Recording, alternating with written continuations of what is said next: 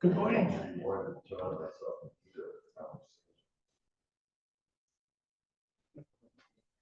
So at the moment, my name is Jean Boutillier, and I welcome you to 40 minutes together as an adult education class sponsored by the Board of Mission and Social Action and the Board of Arts, Adult Education, and Music. And the plan for today is that there are actually two parts to the presentation. The first part is going to be going over the paper that is in your hands, describing as briefly as possible a proposed project that the church is considering. And then, because that will lead to controversy, we are delighted today for the principal part of the hour, of the 40 minutes, to have as our guest Jennifer Stark, City Council member, former mayor, yoga teacher, Pitzer graduate, and person who knows Claremont extremely well. And I'll be asking her to talk about a topic of incredible importance in the present political moment, which is civility and various gentle, collaborative, mutually supportive ways of having conflict in public life. She is superb as somebody who often watches city council meetings in the way she gets her point across in a way that is as collaborative and gracious and participatory and friendly as possible. That's her superpower. And we'll be talking about that in just a few minutes. But before that, I want to set the stage by making the first kind of public description of a project that Claremont UCC is considering. Hear the word. The status of this document that is being handed out by Sunny. This is my notes. It is not on stationery of the church. The wording here is not the church making a declaration. It's lecture notes for today describing from my point of view what I think is happening. So if anyone were to go out and say, the church says, and then quote this, they won't be right. Okay? At the request of the Board of Mission and Social Action, the Claremont UCC Church Council has authorized the moderator to appoint a task force to consider and study the possibility of providing and hosting an overnight transitional safe parking program on our 8th Street parking lot. Were we to go forward, it would begin next year and provide for up to 30 individuals or small families in their vehicles. There has been no decision to go forward with this project. What's been decided is to fundraise and to consult with anyone interested toward the possibility of providing the project, with the understanding that funds earmarked for the program, and there's already some raised, will be unspent and returned for other purposes if there's not a decision to go forward. If there's not enough funding, then we won't start the program because unfulfilled expectations are not in anybody's interest. So we are not going to start a half-hearted, maybe it will work program, because then you create expectations and don't meet them. We're not going to do that. Members of the congregation are now at this very moment being informed of the possible project, and in the immediate future we're going to meet with all of the nearby neighbors. There's already been a notification to the church city council members as individuals and other city officials like the church, the manager and the chief principal planner and the head of community services of the intent to consider the project. Last Tuesday, a speaker at City Council spread rumor and some misinformation about what's being proposed. If we go forward, will contract with an experienced, respected, proven service provider who would be expanding from existing sites in Los Angeles.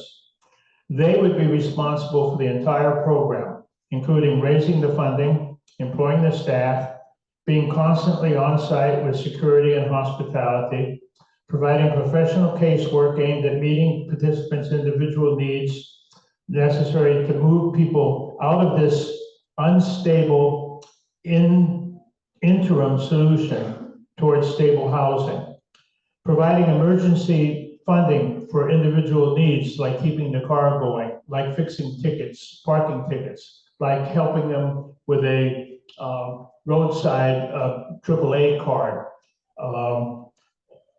meeting all the necessary insurance costs, permissions, credentials, maintenance. We're talking with Safe Parking LA about being that provider. It's a discussion stage.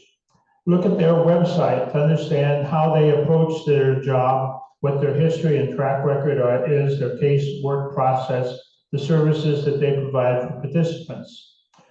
One of the reasons we're interested in that particular provider is that they are an extension of a faith-based institution, the very famous Leo Beck Temple on the west side of LA, which has a long, long social justice history. And the chairman of their board still comes from that congregation. The congregation has been a strong supporter of the project from its very beginning. In fact, they began it. It will not be a drop-in program. You can't just show up with your vehicle and expect to be a part of the program. You have to be, the participants will all be local, earn their way into participation through an intake process and a referral from city government, like the police department, or a city-funded social service agency like Tri-City Mental Health. We would provide restrooms and various hospitality needs inside our building, coming in from the west side along a sidewalk right across from the parking lot, which is screened with vegetation and a path, and comes into behind the sanctuary where there are restrooms next to the media center that are almost never used. The program would only operate overnight, 7 to 7. The lot would remain useful for exactly what it's used for now, if we wanted it to, every single day. Casework would be provided by a professional social worker, navigator with the clients of the program by appointment, daytime, at another location. Every vehicle would have to be operational. They have to prove that they're the legal possessor of the vehicle, and they have to have a valid driver's license, among other requirements. There's no doubt there's a very severe shortage of affordable housing, in large part because of the lack of affordable housing in our population. In every California community, there are people living locally in vehicles. We know there's a lot more people surviving that way than walking around with their possessions and sleeping outside. The people living in their vehicles are much less visible. Many are employed. Some of them have been employed full-time. Many are students. The city has to help them. The church morally is committed to help them, continuing a century of funding and volunteering for social services and meeting human needs. There are many good reasons why some of these people can't or don't use the temporary mass shelter operations, the nearest one being in Pomona, unable to stay together as a couple, or afraid of losing their possessions, or afraid of being separated from a dog that's very important in their life, or some other reason, or fear of being in a mass situation with a bunch of other people on cots nearby. There is no safe parking program anywhere in the Pomona Valley. There are dozens in the state. They have a proven track record. You can check out how effective they are. They have track records to examine. Their size and their number are limited by limited financing, not by no longer having a need. The need is there, the financing hasn't been, and there aren't enough such programs, and they have a good track record. If, great big if the church were to decide to go forward, it would be responsible only for such funding as we chose to contribute to the project. We would not be responsible for funding the project, the provider would be. We would be expected to be advocates for support of the program. We would provide optional provision of volunteers and donated goods and services, maybe meals on a schedule, not every meal. Maybe limited use of this, and we would definitely be committed to designated use of a portion of our land and our building. We have throughout our history used our building and our land for wider community service, mission, and action. This is something we've done over and over and over the years. Since no building structures were involved, the program could be promptly ended under terms of the use of space agreement if the church or the provider wanted to conclude the program. The Housing Claremont Board of Directors has voted to support and encourage us and to help in every way possible. The group CHAP, Claremont Homeless Advocates Program, which is attempting to restart after having shut down during COVID, has current leadership that intends to offer volunteer mentoring and companioning and supportive community for the participants in this program who wish to have that relationship with a trusted friend and volunteer. As a member of the congregation, I would greatly appreciate any opportunity to review this proposal with anyone concerned to find out what the concerns or interests you have in this possible project. So let's talk. So now let's do about 5 or 6 minutes of questions about what I just read. And then we're going to turn to Jennifer, whose role in this part of the conversation is respectfully listening. So any comments that you would like to make, Sonny will carry the mic around.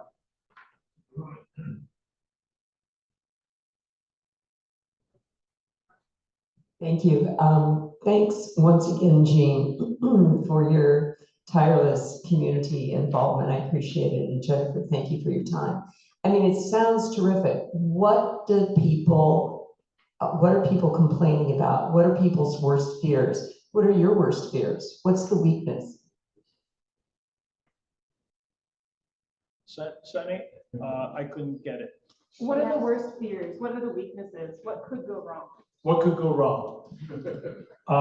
What could go wrong is the same thing that could go wrong now when we have dozens of emotional support groups, AA groups, NA groups that meet here, which is a person who comes to a meeting here could be disruptive. That's already true. We already host many, many groups of community people on our campus. There's always a risk of disruption. There's always a risk of somebody behaving badly. And in fact, a member of our congregation might behave badly. So that anytime you do anything in public, there's a risk. I think the biggest risk is reputational. People saying, oh, that's a wonderful idea, but it's the wrong place. It should be in some other town where the need is greater. It shouldn't be in our town. And so we risk people getting angry at us because we're offering to provide this service to people in need. We already have that problem because we already help people in need. We already are noted for being inclusive, and we are already noted for caring about immigrants regardless of their status. So the reputational risk, and we already have preachers who are famous for their social justice message. So that risk already exists, but it would probably be increased. We run the risk of, if we're not careful, of starting a program and then not having enough funding and ending it and people being unhappy because it ended. Not just people unhappy because it started, but people unhappy because it ended. The way to prevent that risk is not to do it unless we have substantial commitments around funding. Maybe you can imagine other risks, but those are the ones that come to my mind. What did they city council speakers spread this information and rumor? What did they say? All right. The conversations that we've had so far with individual city council members has been to inform them that this is being considered, and they weren't asked to make a commitment one way or the other. It wasn't their role at that point. The goal was informational. The question would be whether or not a conditional use permit was required. There's no buildings involved, so they're not going to get involved in architectural review of a building that doesn't exist. At the other projects, on church sites, safe parking programs in San Diego and Santa Barbara and Pasadena in LA, no conditional use permit has been required. Nothing in the law says there has to be a conditional use permit for this particular use. That doesn't mean necessarily that that is what would happen in Claremont. Thank you so much for letting me add. At the last city council meeting, there were a couple speakers who were concerned, and this is an ongoing concern that people have around offering services. And the argument, to really simplify it, is if you offer services, it will encourage more people who are in need to come. I would just like to sort of briefly, if I may, moving for opportunity is something that people do, whether you are affected by extreme poverty or not. So I think that that sort of fear that if we offer this service, it will somehow inundate the city with people who are without shelter. I think that is one of the concerns. I think that there are a lot of compelling arguments to address that concern. And I think that there is a very compelling counterpoint to that concern. I think the other concern was around like really having no information about what the project is. And so the concern was like, it's not going to be managed, it's not going to be regulated, it's going to, and then the speaker also used the shower program at St. Ambrose, which in my opinion has been, it's a really successful program from my, from the kind of metrics I'm looking at. But this person who was once a neighbor at St. Ambrose was saying that, that it was an unsuccessful program for the neighbors who live close by. So that is a perception issue that I think that I'll have more to say about that. But did that answer your question a little bit? Thank you. One comment about need. I had a conversation with a person who lives in his vehicle and who uses the shower and breakfast program at St. Ambrose. I asked him, in his opinion, how many people did he personally know who was using a vehicle for their home and in Claremont. And he thought for a second, and then he named names. He named 13 friends by name. Oh, this Ann, and this is Tom, and we're not talking about vague people. He named 13 of his friends who are living in cars in Claremont. And he said, there are many more than that. Those are just the ones that come to my mind right now. And so in this brief conversation, he named 13 of our local residents currently living in vehicles in our community, hiding, of course, because you can't park legally on our streets at night. And so this is not a highly visible population, but they are our neighbors. Yes. You can hear me. Will this create any licensing? We do it so people online can also hear you. Will this create any licensing issues for the early childhood center?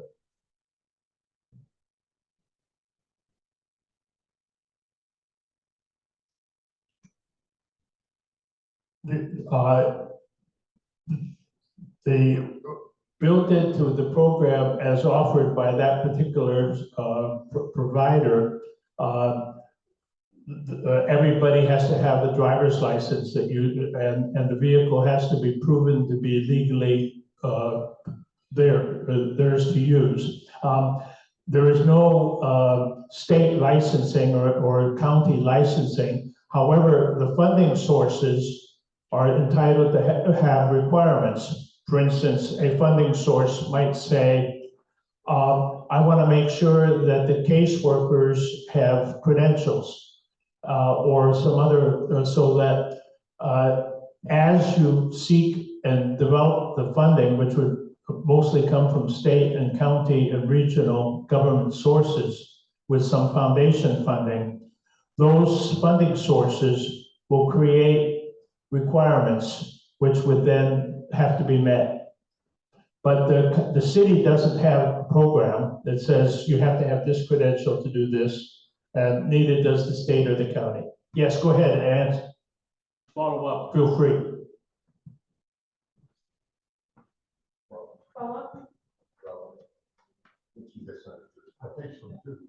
No, I'm asking if the Early Childhood Center, which is housed at the church here, it's licensed through the county and the state. My question is, will the development of this project impact the licensing of the Early Childhood Center? There are requirements there that must be met for its licensing.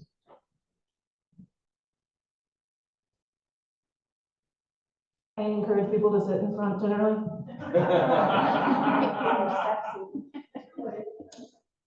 The two programs are geographically separated on opposite sides of our building, should this one happen, first of all. Secondly, there are existing safe parking programs in operation on church sites that also have daycare operations currently.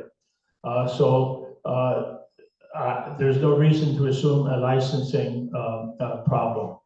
There could be a perception problem, and that is one of that a parent might be fearful for their own reasons about what they don't know about the people who would be participating in the program.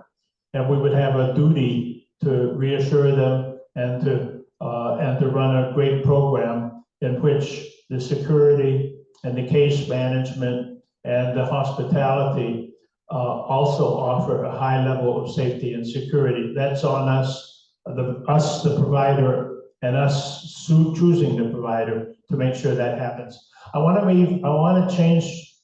transition now. There was one other question. Okay, yes.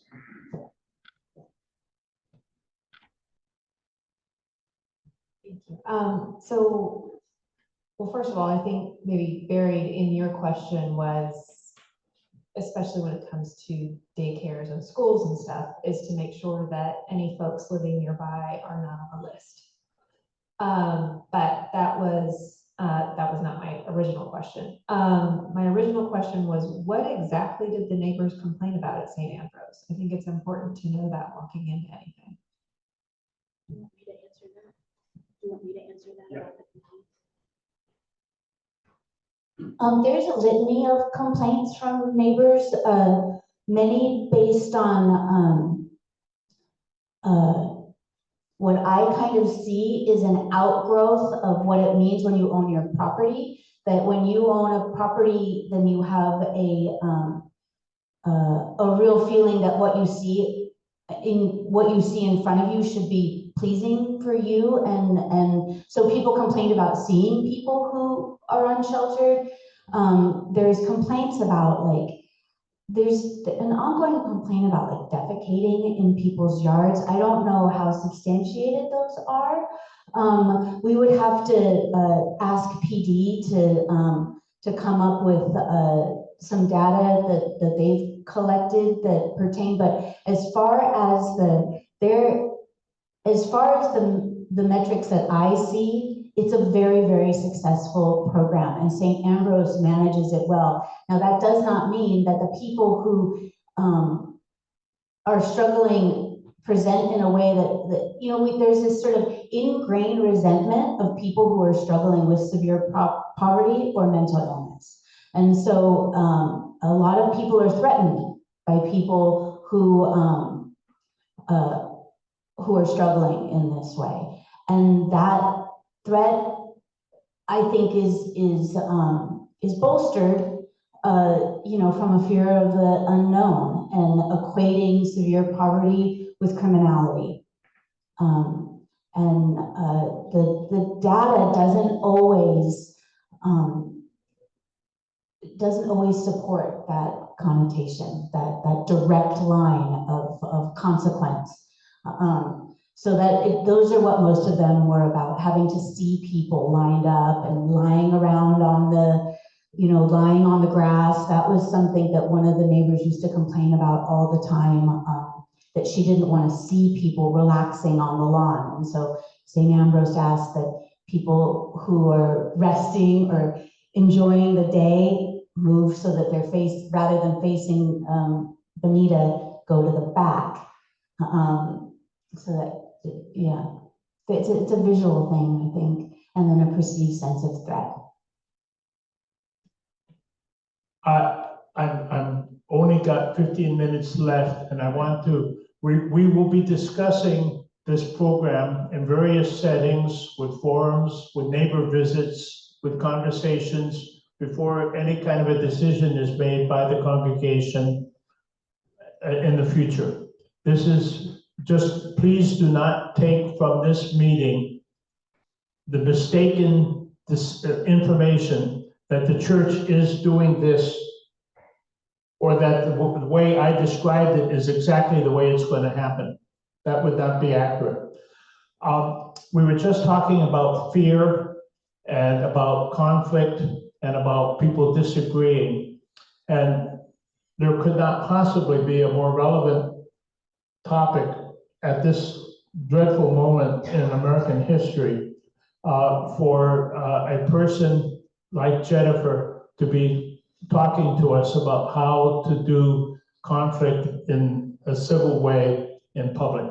So Jennifer's been a member of the City Council since 2018. She's been our mayor. She represents the district of this church, the district in which this church is located.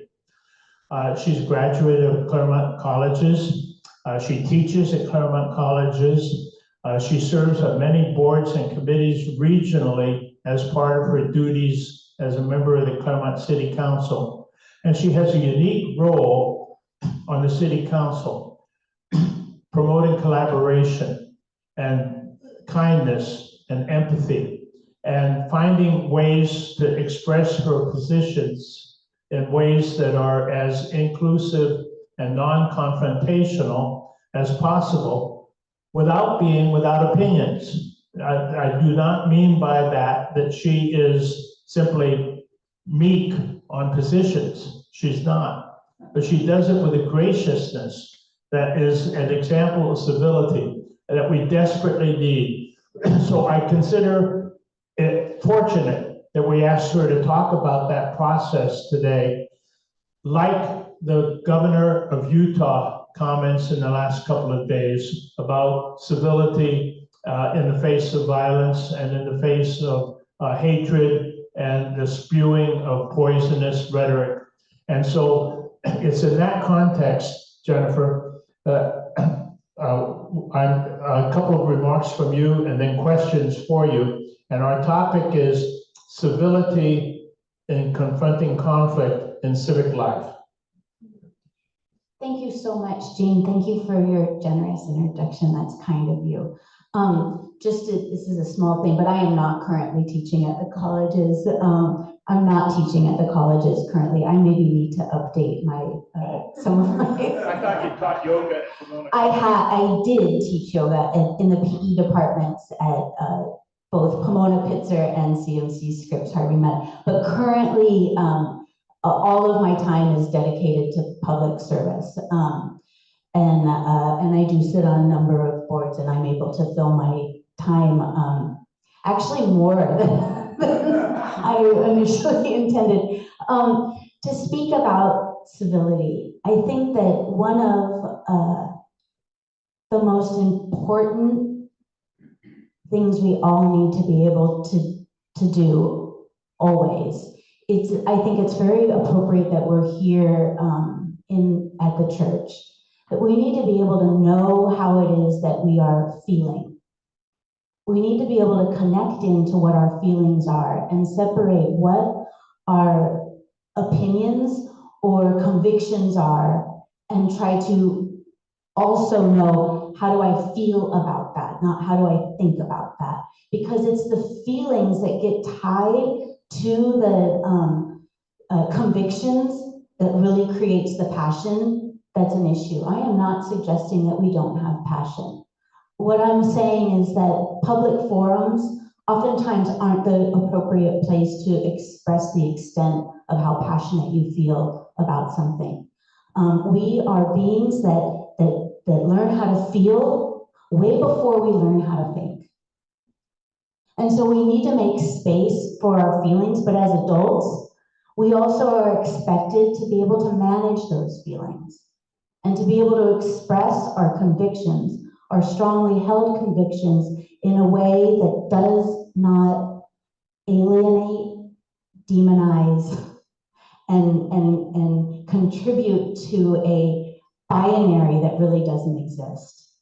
And so I think that is really, really important, and each and every one of us are responsible for ourselves.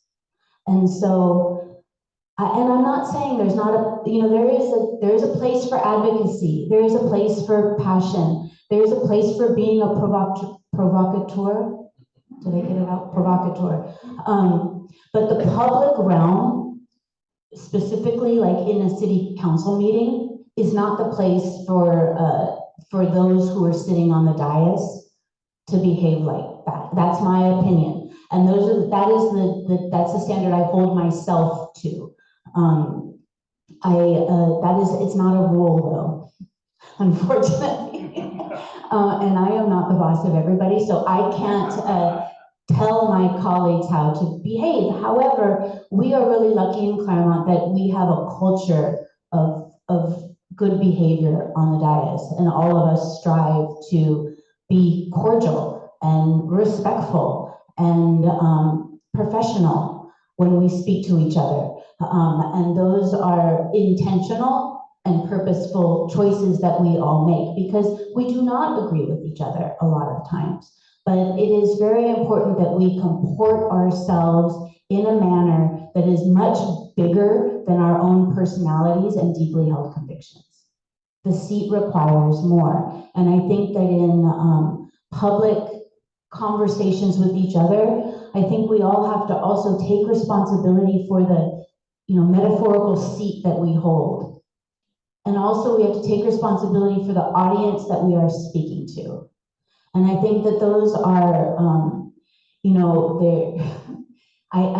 my professional background is in physical education, yoga, and knowing how you feel in your body is an essential part of a yoga practice. It's an essential part of a meditative practice, and it's really, I think, a part of prayer. When you come to prayer, you come from a place of sincerity, and for sincerity to live in your body, you need to be aware of all the other things that are also living in your body. So taking a deep breath before you speak, having time to not feel like we don't always have to be like a fish drawn to the bait. And I think that that is something that is a really noble, lifelong practice, is to try not to get baited. And it's really difficult, and sometimes we fall short, but every single opportunity that we have where we don't, maybe come out of a discussion as well as we wanted to, there's an opportunity to reflect and to know where it went wrong, like where did those feelings start bubbling up? When did I start feeling hot? When did I start feeling prickly? When did I start gritting my teeth? Like those are the kind of, that's when you know that you're having feelings that are gonna send you away from sort of the equilibrium of public conversation. Now, I'm not suggesting, again, I just want to be clear about a couple things. One is that having extreme emotions is fine and human and okay, but we are adults and we need to be appropriate. We expect children to learn how to be appropriate as grown-ups. We also need to be appropriate. And so that also comes with being responsible for our own fears. And I think that the fear of the unknown is real. And also the fear of someone who's threatening what we hold dear is also real. So it's, someone is afraid that like a parking program will devalue their, that it's gonna, there's some neighbors where it's gonna be right next to them. And so they're gonna have legitimate concerns about not only their property value, but the sort of peace and tranquility and privacy of their own home and property. So those are valid. And I think it's gonna be really important that as we discuss this, we remember that there are policies in place, or there should be policies in place, and there should be a real, the need for sort of impeccable management standards are gonna have to really be, everyone's gonna have to really look for the best that we could do there to support a program like this. The other thing I really wanna make clear is me being here is not, as Jean said a number of times, the city, we haven't gone so far as the city offering any approvals yet. That is not the case. I am not here to represent approval from the city council. So that is very, very important, because if it were to be seen, if the perception was that I was pushing this program out, it would be my responsibility to then recuse myself from that vote. So I am not here as an advocate necessarily for this project. What I am here for is an advocate for trying innovative projects and for supporting interim opportunities for people who are struggling. I think that that is important for all cities and all jurisdictions. I also do believe that part of our kind of great experiment is how much we value wealth over poverty. And I think that it turns into like a moral statement. People who have wealth are better than people who are struggling with poverty. That is, I think that is something that we need to really get clear on in our own heads, that because someone is struggling with poverty, and that in our system that oftentimes does lead to involvement in the legal system, but that then, like, when is someone irredeemable? And if you don't believe that people, if you do believe that people who don't have the benefit of family wealth and a safety net are less than people who do, then that's the, that I think that we all need to struggle with these big ideas. And I think that when we're speaking about them with people who disagree with us, I think that if you're interested in understanding people's opposition, then I think that's very hard work. And so if you are interested in a position that is not yours, you need to go into it being sincere and doing the hard work of making space for their reality in your ears and in your understanding. And know that, of course, you're going to have feelings about it. The feelings will come first, but because we are beings who know how to critically think, we can have space, process our feelings, and then start trying to understand someone else's position. Of course, not everyone is going to do that, but definitely the people who are making the decisions that affect the congregation should be held responsible to make sincere space for people's concerns, not just take everything as a thumb war or a real war. we have to be very careful with this should not be a battlefront. Are there any questions for me? I think we have 5 minutes.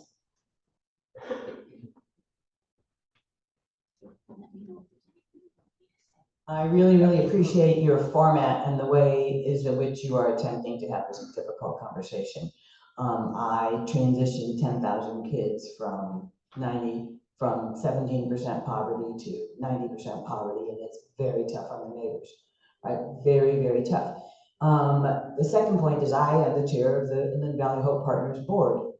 That is your counteraction to providing food and homeless security. And I've watched very closely the mobility in this population. I've also done the research to validate the fact that these people who are living in cars are not criminals.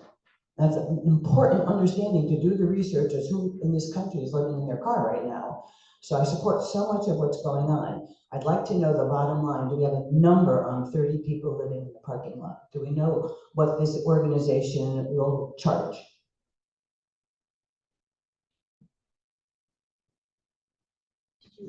It's how much would it cost? The question is about what the budget will have to be for Safe Parking LA if that is the provider. Do you have a sense of what the budget is? I'm sorry. I've been asking my doctor for a week to get the wax out, and I keep changing my hearing aid filters, and I'm really having a hard time hearing today. I apologize. It's an old age thing. No, not at all. The question is about funding for Safe Parking LA and what the budget, what the bottom line is, if you have a sense. Right. It will cost about $50 a household a night. And so that's a cost comparable to, for instance, putting a homeless person into a hotel room. But when you put them in a hotel room, you don't necessarily also have the budget for human services, for fixing their car, for meeting their emergency needs, for providing the on-site, always there, professional security. Those are what the costs are. So to do 30 people or 30 households for a year will cost $500,000. And that is not out of line. It's out of line with how I think about money, but it's not out of line with other solutions. It's better than mass shelter, but not more expensive. It's better than a hotel room that doesn't come with social services and support, but it says not more expensive. So I think it's a good solution financially, but it is a heavy lift. And we won't be able to do it without the strong support from our county supervisor, Catherine Barton, who's got a very good record on helping homeless people. It will require funding from the state. It will require foundation support. And what we can do is mobilize a small amount of local funding to show goodwill and to show a buy-in from the community, a 5%, 10% share, which then helps to generate foundation and other money. Janice. I just want to clarify, because several of us here were on our computers. You said about 50. You said about $50 a night per family? I did. Okay, so $50 a night per family times 365 times 30, right? Okay. That's how you get the $500,000. Okay. All right. Thank you. But also, just to restate again, the committee that will be put together, I don't believe it has been put together yet. What did you call the appointed? Jean calls it something in here, but the appointed committee from the church, these are all that is the type of thing that committee is going to really need to be responsible for. The budget, the financing, the Safe Parking LA's record, the public outreach. So the conflict part, the public outreach part the civility part is gonna be one arm of a multi-armed, an octopus of a strategy for the church moving forward as the kind of the vanguard. And we do know how vanguard projects are very difficult in Claremont. So we do have strategies that we can learn from, let's say, you know, a safe parking program in in Claremont could really glean a lot of strategies from St. Ambrose, from the Jamboree project, you know, from other projects that were rockier. But I think that there are other things to consider besides how maybe not palatable it's going to be for neighbors. There's financial concerns too. It's important to understand how our licensing goes. I doubt that I'm sure there's something in place that ensures that that individuals who are prohibited from being within a certain radius to schools, how that is tracked. You know, there's a lot to it that is going to have to be understood, and whoever is in charge and on that body will have a lot of very interesting things to discover doing this work. We're out of time now. I want to thank so much Jennifer Stark for coming. And let's be crystal clear as we talk about this event that we just had. Remember very clearly how well she expressed her role here today, talking about civility and meeting conflict with kindness. That was the topic on which she came. She did not come here to present the safe parking program. I did. Okay, and I was speaking for Jean in my description of the program. I was not speaking for the committee that is going to be formed, but hasn't been formed yet. But the question is, you know, now that it's already out in the city council and so forth, we got to get rolling and expressing what we aspire to do, what we're thinking about doing, and then we'll see whether we can turn that into a reality. Next Sunday morning in this space, some members of the board Mission and Social Action and other church leaders will engage in a conversation overview of how this congregation engages in mission and social action. What are the projects that we fund? What are the organizations that we have partners with? What are some of the ways other boards and committees and the Women's Fellowship and the fellowship groups are doing their commitment to social action? What are some of the ways in which volunteerism in this congregation infects and enriches the entire region? That's our topic next week, an overview of this church's approach to mission and social action. And then 2 weeks from now, our guest speaker, Jed Liano, will be talking about poverty and politics. Okay, thank you very much. It's time for us to go to church. Thank you, Jed.